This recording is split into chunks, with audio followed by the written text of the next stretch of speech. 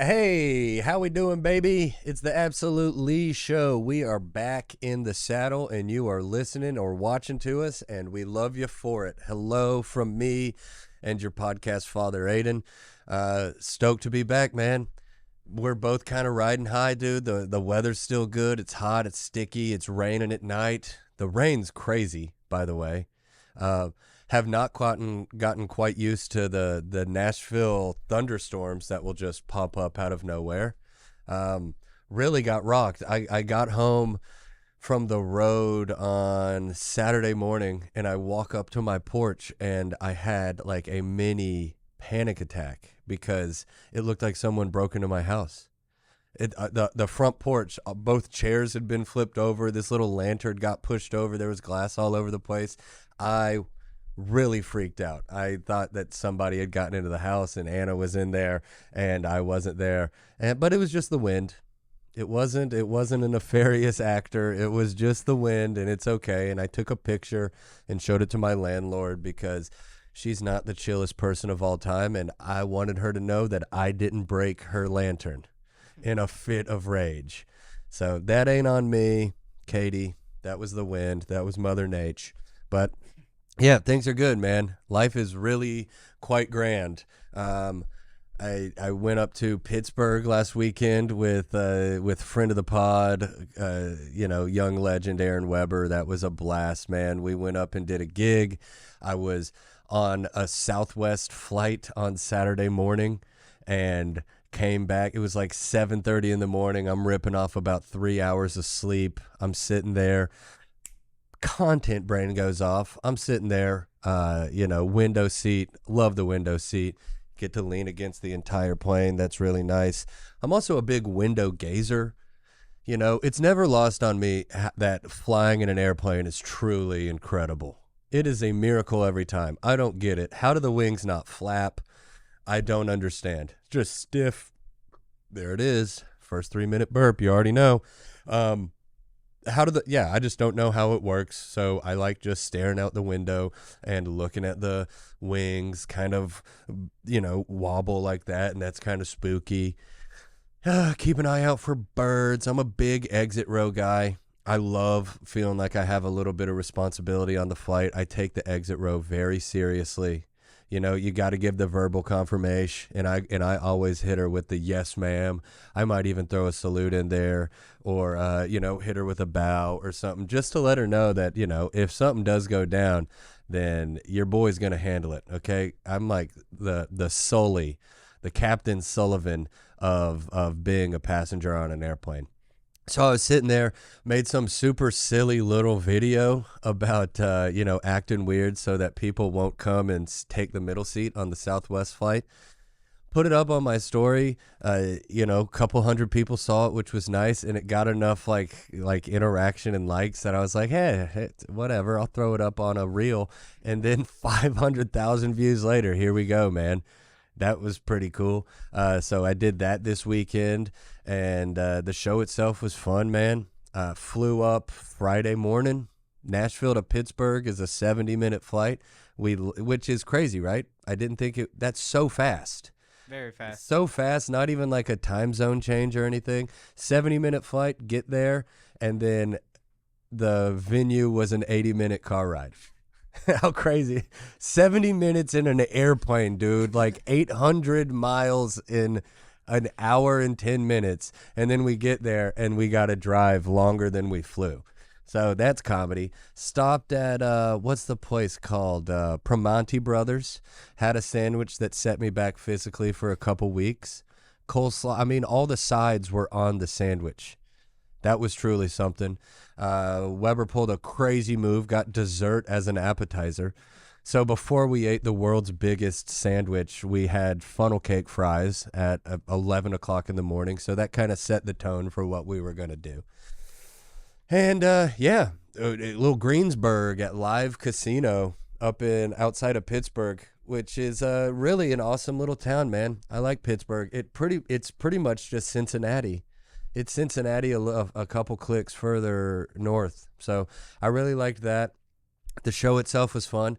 On paper, the show could have been a complete disaster. It was a casino gig, and, not too inside baseball here, but the casino gigs in comedy are rarely good, because the casino pays the comedians really well. We got paid well, but, typically speaking, the people that are coming to a comedy show at a casino didn't pay for the ticket. They're just there. They're there losing all their money and getting mad and really testing the boundaries of their marriage. And the casino knows that. They know that in order for you to want to return to the casino, you got to get a little something, because generally speaking, you're going to lose your money and you're going to be in the hole more than just the hotel room and the food and the drink and the whatever, the airplane ticket that you took to get there. So they give you a little bonus, and you can say, hey, you can go see Aaron Weber from the Nateland podcast for free. Isn't that cool? It's typically pretty bad, but this one was awesome. There was like 300 people there, and they were locked in. I had to do like 25. Oh, Hayden, you dog. Thank you, man. Burn my hand. Super hot. My goodness. So sorry. No, I mean, how would you know? It is boiling water. I should have seen that one coming. But the show itself was great. There was like 300 people there. I had to do 25 minutes clean, which is the longest clean set that I've ever done, and it went pretty well, and I felt great about it. It was, a picture just conference room, rows of tables. You were completely blind on stage. I couldn't see 5 feet in front of me, which is kind of it gets you off kilter a little bit. It feels a little weird, but it was fun. Here's the story, though. I'm not just talking about this random show that we did. So I go up 25 minutes clean, right? There's no introduction. The lights go down. They play a song. It's not even welcome to the stage, Lee Kimbrell. I just kind of awkwardly walked out there about 15 seconds into Bill Withers' Use Me and said, hi, hello. And everyone kind of locked it in. I couldn't see the audience. It was discombobulating. I do my 25 minutes. It goes well. It goes better than well. I'm like, all right, come on now. You can do this clean. This is fun. This is good. No one's offended. It was good. I was very proud of it, right? Bring up Aaron. We're rocking. I go into the green room. I'm chilling. I call my lady. I'm like really hyping myself up. I'm like, this feels good. I did a good job. Like a half hour clean is hard to do, and I did it. And I didn't get Weber bringing me up there, sticking his neck out for me. I got a nice check. I didn't want to screw his show up, and I didn't. And I felt good about it. Unbeknownst to me, Weber's out there on stage talking about he's doing great. There's two stools on stage, so at one point in his set, he just riffs, oh, man, there's 2 stools. Maybe I'll get Lee back up here, right? Lee, you in the room? I wasn't in the room. It got a laugh that I wasn't in the room. He's a good comedian. He kind of riffs around the fact that I'm not in the room, and he keeps going back to it 3-4 times. Hey, Lee, you here? I'm not. Every time I'm not there, it gets a laugh. They're into it. The 4th time, he goes, hey, Leon, you in the back? And I'm not there. Weber goes, all right, I'll tell you this. I'm going to keep asking, hey, Lee, you in the room? And then when he is in the room, I'm going to say, oh, there he is. Make some noise. How'd you guys feel about the opener, Lee? And then Aaron instructed the whole crowd of 300 people not to boo, because that 300 people loudly booing I would have known it was a bit.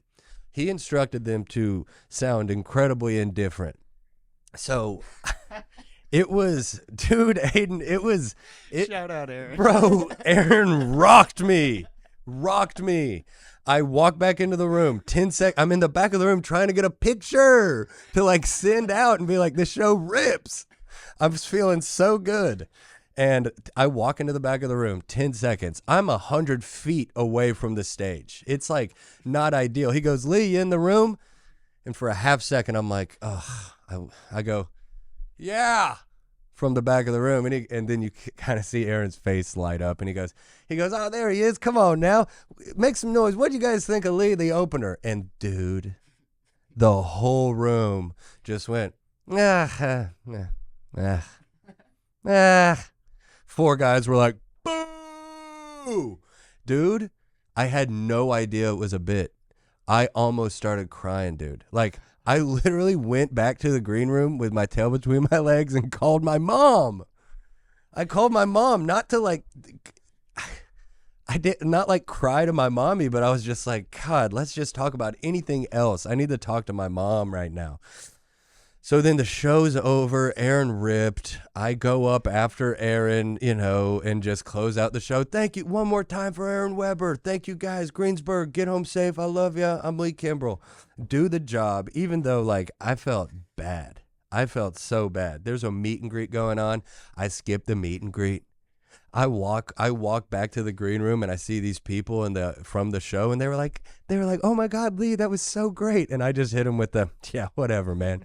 And walked back in the green room, didn't take one picture with anybody, didn't do anything, just sat back there feeling sorry for myself. Weber comes into the room and he was like, man, that ended up being awesome, huh? And I go, what are you talking about, dude? You asked them how I did and they booed me. And then he just started dying laughing, and he goes, I told him to do that. And I, pretty anticlimactic into the story, but like for 50 minutes in Greensburg, Pennsylvania, I was like, I quit. I'm done. I'm never going to do stand-up again. I'm a podcaster only. Podcast sketch guy. I'm never getting back up there again. Full spiral. Dude, full, complete spiral. Like, I walked up. Called mom. Dude, called my mom. How embarrassing is that? I walked up to an old man in the back row because I was in the room when they all booed me and stuff. I walked up to an old man in the back row, full earnestly, just go, thanks for not booing me, man. I appreciate it. And he looked at me like, whatever, dude. I mean, God, that shit rocked me. That absolutely rocked me. But it ended up being a lot of fun, and it was like a little 24-hour jaunt. Flew in, flew out the next day. Yeah. It was a lot of fun, and Weber absolutely got me, man. He will always have that over my head. Truly broke me, man. So I got back Saturday morning. Sweet lady Anna, my fiance, soon to be WIFE, she went to work, so then I had a rare Saturday night off. I mean, not trying to flex here, but it's been like 8 Saturdays in a row that I've been doing comedy, which is great. But then I had a Saturday night off, and my sweet cousin Abby Dressman, who is a listener of the pod, shout out the Bean, I love you, girl. She just it was her white coat ceremony. She's down at Trevecca Nazarene, and she is going to be a PA. So my aunt and my uncle and all my cousins came in town, and all of her roommates' friends were in town, and I got to go out and get dinner with them, which was a blast. Getting to see the Dressman just always fills my heart up. They were some of my first baby cousins, and I'm just really close with them. But it ended up being pretty funny. So I go out to eat with Uncle Joe and Aunt Sally and all the cousins, and then her roommate's parents up from Texas. Shout out Bella. And we go to their hotel, go up to the roof, play some fun little kind of charades game or whatever. Then all the parents go to bed, and then I'm just sitting there with 7 girls, all under the age. The oldest one's Natalie. She's 26. And we're all sitting around, and we're about a mile away from Broadway, so I knew where this is going. And they were like, what do you guys want to do? And they wanted to go to Broadway. So Saturday night, I got into a party bus with a bunch of just beautiful, young, early 20s, young girls, way too young. Like, I didn't look cool. I looked weird, getting out of a party bus. Getting into the party bus was tough because it was just me, clearly a decade older than all these women. Girls. I mean, they're women, but girls. And then we get in, we go to Broadway, and then Saturday night, I just went out with like a half a dozen little girls to Kid Rock's big ass honky tonk bar and grill, and sat on the roof with them. And it was truly awesome, man. I can't, it's funny. I've got a story that I do on stage. I took Natalie, my oldest baby, to a Drake concert when she was like 13 with all of her friends, and I was 21, and I looked like Chris Hansen should have sat me down, and it kind of felt like an instant replay. But it was very fun, man. Those girls are awesome. I'm so proud of them, man. I lived with them for a little bit. And I say they were my first baby girls just because, I mean, they were, man. Natalie was born in 98. Abby came in 2000. I was like, 10 years old. And I got to babysit them and really grow up with them. And now they're just these beautiful young women and their lives are going well. Natalie is a nurse out in Colorado, just crushing it.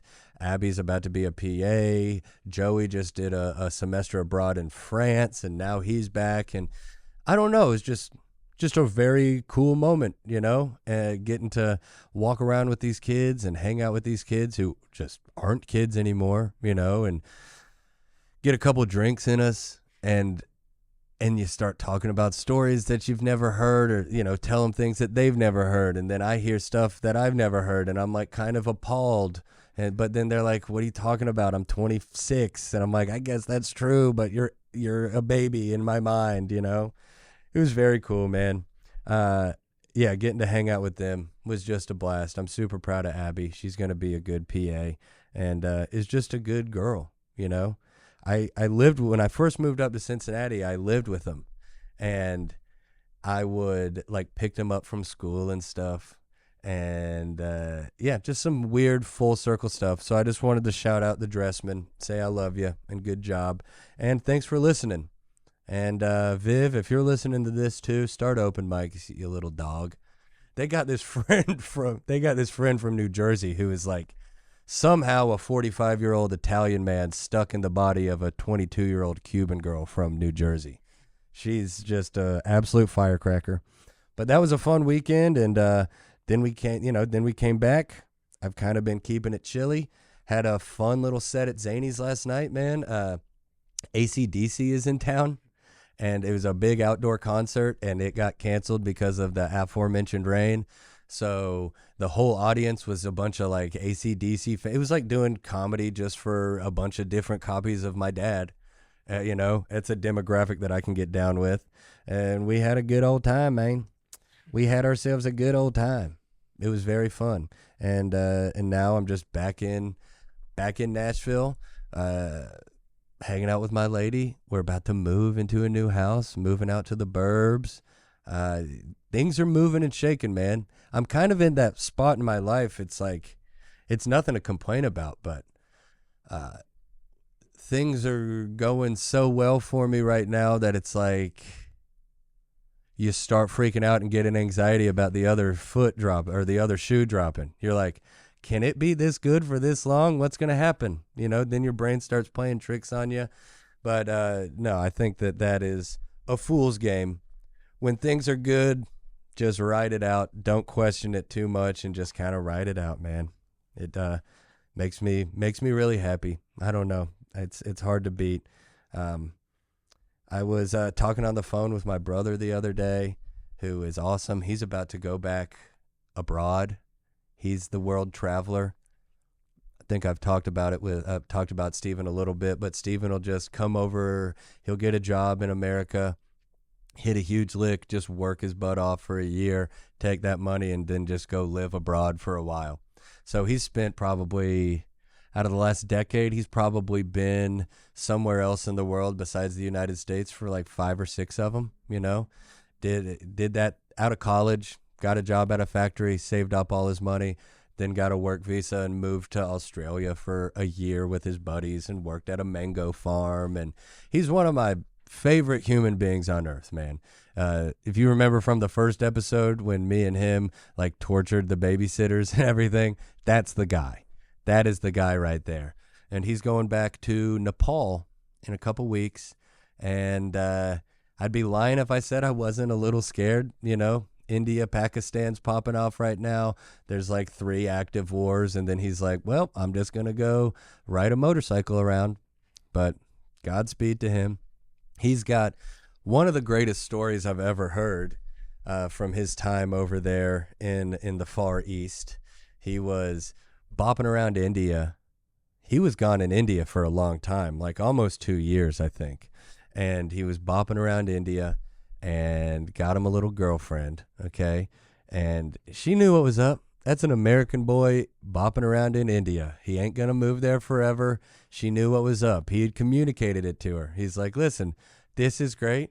You're getting something out of it because I'm fun and cool and like a hot American guy with a motorcycle. And it's like, that's cool for you. And then I'm getting something out of it because you can help me out with like all these local things. It's a translator. And it was very mutually beneficial. And two adult parties who knew what was going down. So they're together for like a month, just kind of biking around and getting dinner and going and getting a little house by the beach. And you can do that kind of stuff in India for very cheap. So Steven's killing it.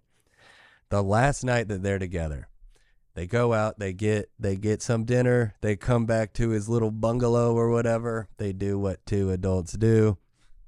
Then they go to bed with full knowledge that the morning after this, Steven's going to hop on his bike, his motorcycle, and he's going to drive away, probably never to be seen again. He was going to go do a silent retreat that he had signed up for.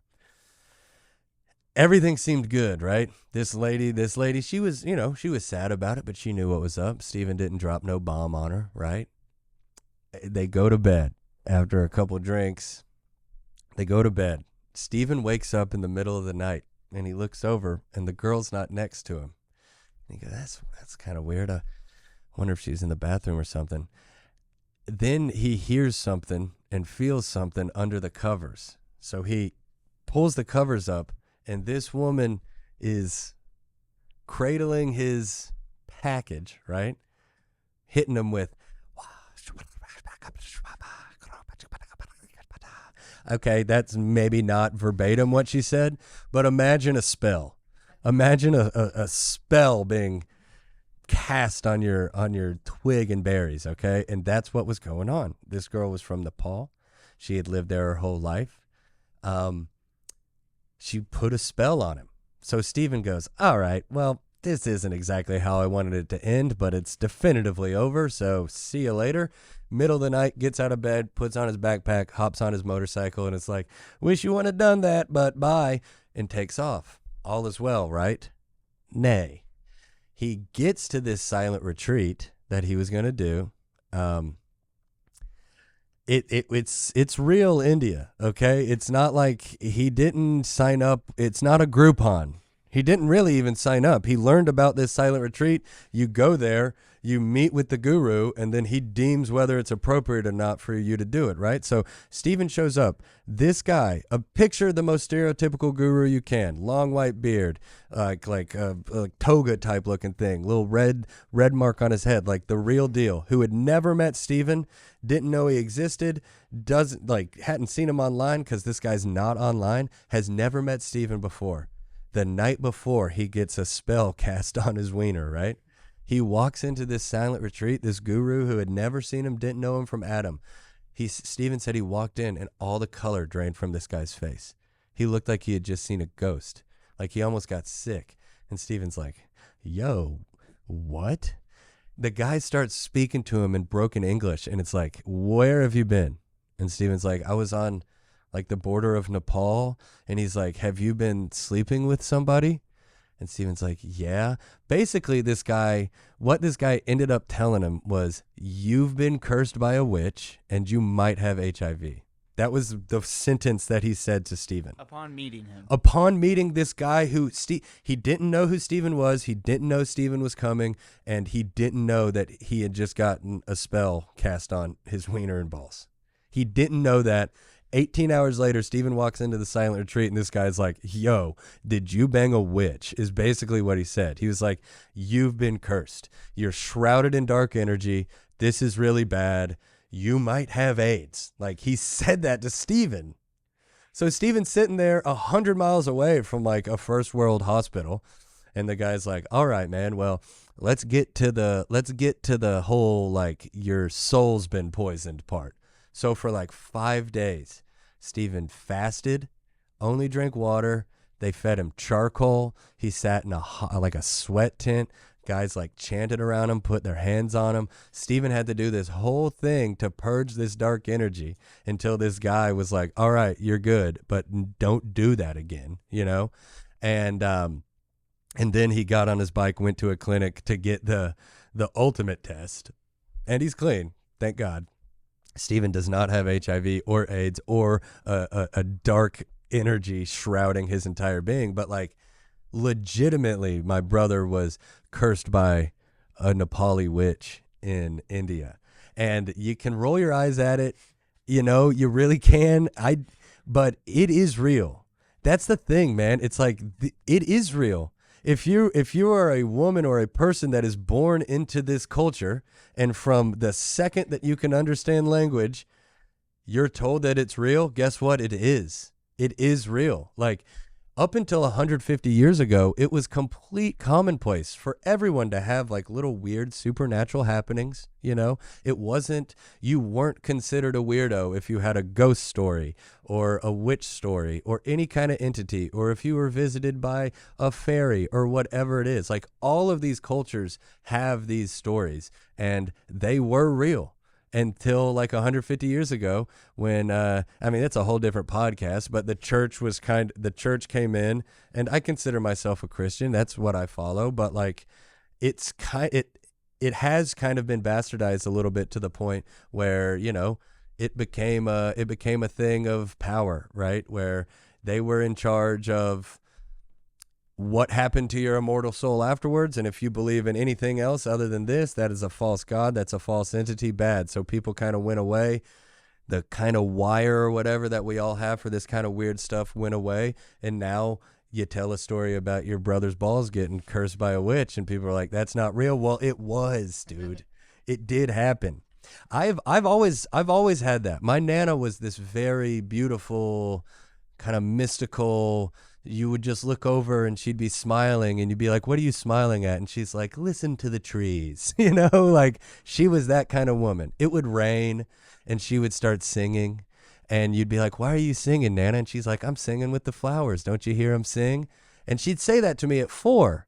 So just like this young woman from Nepal who believed it, I believed that stuff. I love all the little hippy dippy stuff. I had a interaction. And when I was a child, we had this creek behind our backyard, and I'd go down to the creek and we'd splash around and we'd like make mud castles and stuff. And it was very fun. But there was this one big, huge tree.